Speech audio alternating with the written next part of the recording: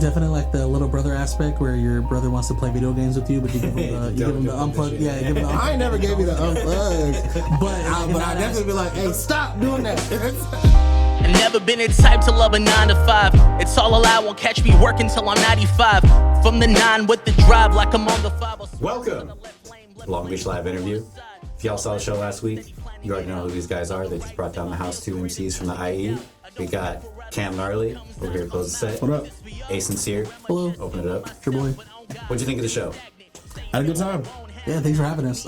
It's nice to come somewhere where you feel like where it feels like home. You know, do your thing. Big gratitude.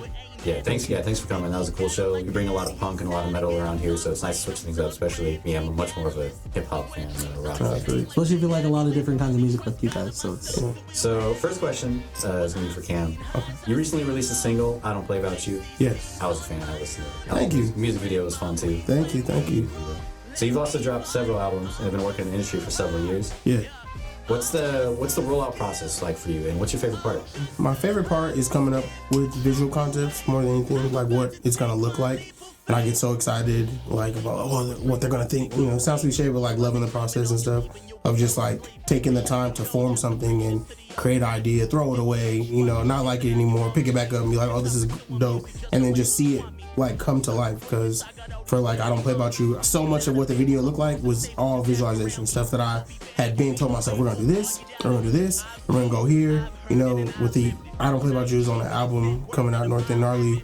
Like I already knew for that piece of the North and Gnarly puzzle what I Don't Play About You was gonna look like. So I'm glad people really fucking with it. Thank you for watching. Yeah, I feel like the visual part's important for both of you. I went through and watched a bunch of your videos too. Both of you guys just very visually stunning. I think it's an IE thing. Is there being in an epicenter of creatives and being able to not feel like you're one-upping each other, but be able to be on the same level as one another. Even when we do records together, it's like we're not combating. It's like, how do we play off of each other? Or how could we elevate this to something bigger than us? Collaboration, you know. I feel like all my visual efforts are a byproduct of just collaboration. Seeing people who are creating things, having something of value to offer musically, and then we create this like postcard for this song to live. So I feel like you always need your group around you in order to make it a business. It's a community. It's all definitely shout out to the community. So next question is Sincere. Yes, sir. Your Instagram bio simply says, not a rapper, I'm a pop star. Yes, sir. What is your brand's position in your overall creative aspects in your career? I like to think I have a genre of my own called hip hop music. My dad's a rapper. My dad's a battle rapper. He battle raps in Mexico.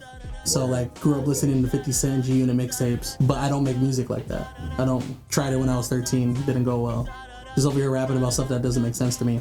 Discovering my sound was singing, doing radio hits, but wanting to rap at the core of it. So kind of keeping that rap essence, but all the genres I know kind of coming out in my vocal stacks or my harmonies and stuff like that. It really gives you a lot of variety in your content too. Like you can go all kinds of places with your music. Yeah, I feel like when I first started, I tried to put myself in a bubble, and then I just ended up like, you know, let me just try these different sounds, make them my own, and then now it's kind of just blossomed to what my music is now.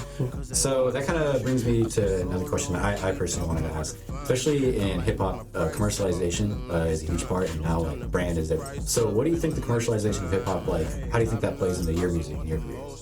My hip-hop, you know what I'm saying, like what I gravitated towards was very soulful hip-hop. It was also like more of an energy and an attitude and something that can't really be you know, like commercialized in a particular way. You know, I feel like the hip-hop that I love takes commercial and flips it. So I think it's affecting it just because it's just a little bit for everybody now. And, you know, when there's more people, hands in the pot, you know, you start to lose the original authenticity or the flavor of stuff. So you'd say you're more of a purist for the music. You do it for the music and then what you got to do around it. Yeah, I accept the things I have to do around it. And I also, like I said, I like the process. Like I love hip hop. I love being an artist and a creative and, you know, seeing the art and the understanding of the way the world works and finding my way to express it musically. As an artist, like it's very interesting to find that way to market yourself, but in an authentic way. And I'm really like, I feel like I've, you know, that's been a big part of my creative journey where I understand branding, but there's certain levels of branding that I don't want no part of. But we all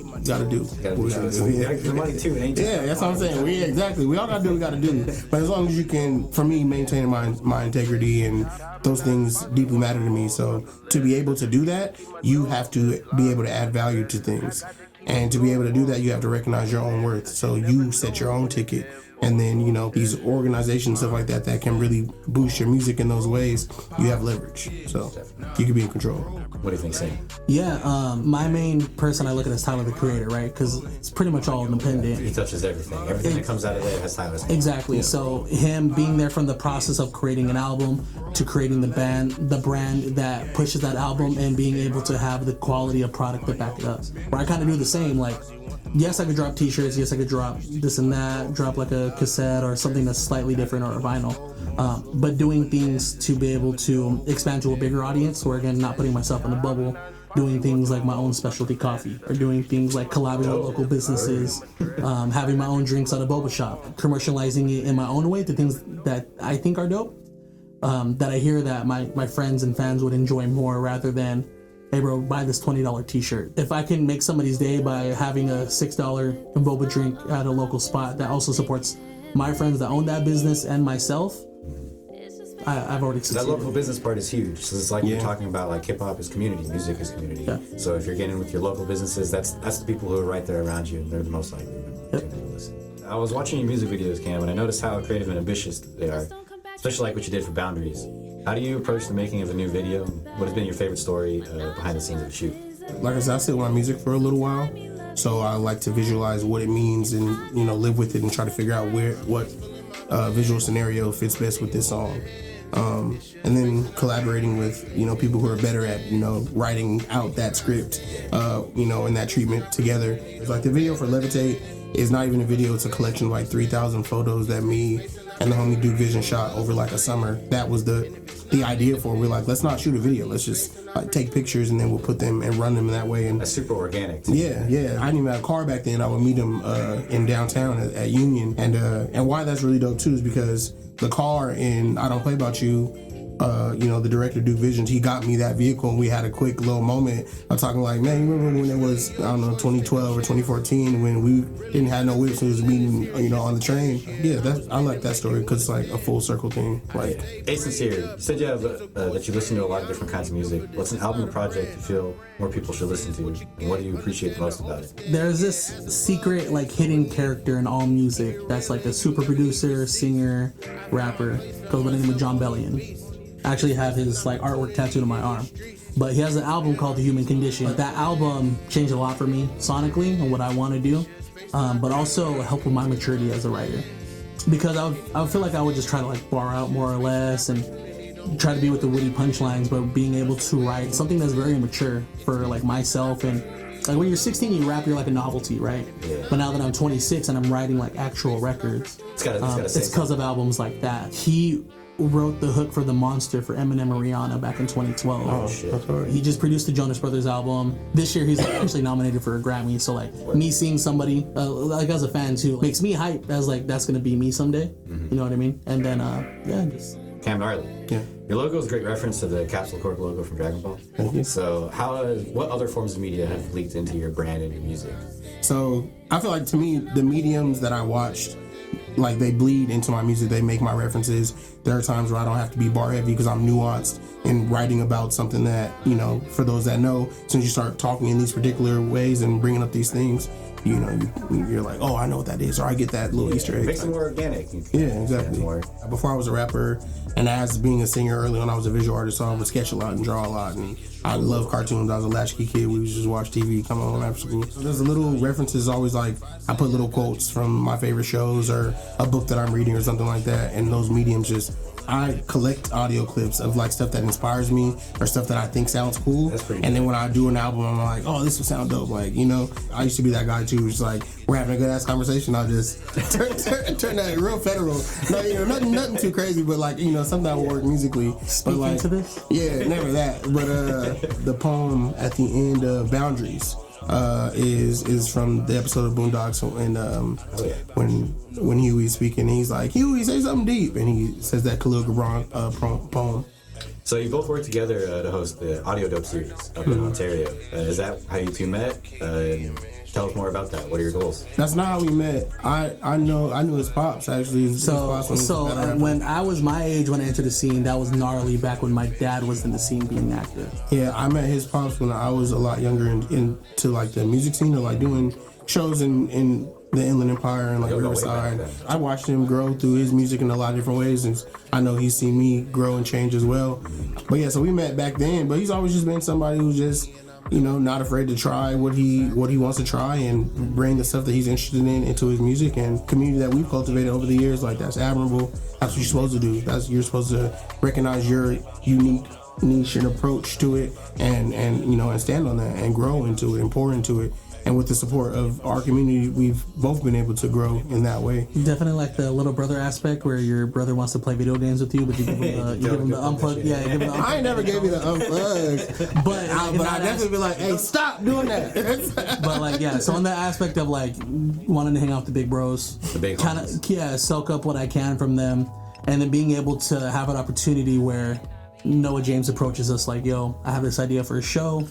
You're great at hosting, you're great at making flyers and getting promotion and building the community. I'm great at booking. Let's just create an epicenter and create something new. So we're about to close up our interview, but before we go, what's next for y'all? What's any upcoming projects, performances? You know, where are we going? So I'll give you all the exclusives. So dropping an album next year. Nice. Titled Super Bloom. A Sincere on the way. The definition of a super bloom is a natural occurrence in a barren landscape. Being from the city of San Bernardino, there's tons of people think just negative or derogatory terms towards my city when I know what it truly is, but also being somebody that's able to blossom from this, right? Like the Hit Boys from our city, Eric Costin's from our city, Lakeith Stanfield's from our city. It's my time to bloom out, so that's where the album comes from. Nice. But yeah, be on the lookout for that. And I might drop a little Christmas EP. Haven't decided yet. I feel like singing some Christmas songs. And If he does that, I got. he's probably we were just talking about that outside. For sure. I love the Chance Christmas album, so that would be good. Oh, this is gonna be better than that. I promise. This is better than that. I Well, promise. Clam, I'm gonna hold you to it. Yeah, that's cool. Yeah, please do. For me, I have an album coming out this year, more than likely by the end of November, if everything works out as planned. And we'll be rocking with that going into the new year. But it's called North and Gnarly. It's my first project. I actually like a full-length project. My last release was an EP that I did in 2021, and a lot of that was also made during COVID. So it was like a reset, and I feel like I took a different type of approach. You know, kind of revitalize and pour into my community, the city that made me, San Bernardino, the north end of San Bernardino. So, you know, there's been many times the homies that I know talking about North End Gnarly being from the north end. So, you know, wanted to tell that story in that way, or create the songs that are nuanced to what created me as an artist during that time period. So yeah, it's like for the Dino, for the north end. Hell yeah, congrats, guys. Thank you. So that's gonna wrap up our interview. Once again, thanks for coming through, guys. This Thank you for having great us. show. It's a great show. Yeah, if you guys didn't see their set last week, they performed. Two MCs from Hawaii. They brought down the roof, laid down some bars, doing some singing, doing some dancing. Yeah. It's good energy all around. Check it out on our YouTube channel. Like and subscribe to our channel. Our studio's open for booking. We're here at Long Beach Sounds. We do recording, we do video, we do photo, we do producing too. So if you want to bring some creative ideas and don't know how to bring it to light, we'll help you out with that. And we'll see you next time. Yeah. Like, subscribe, do that. Peace. Follow, tap in. With me. No telling what we will grow. Come along and bloom with me.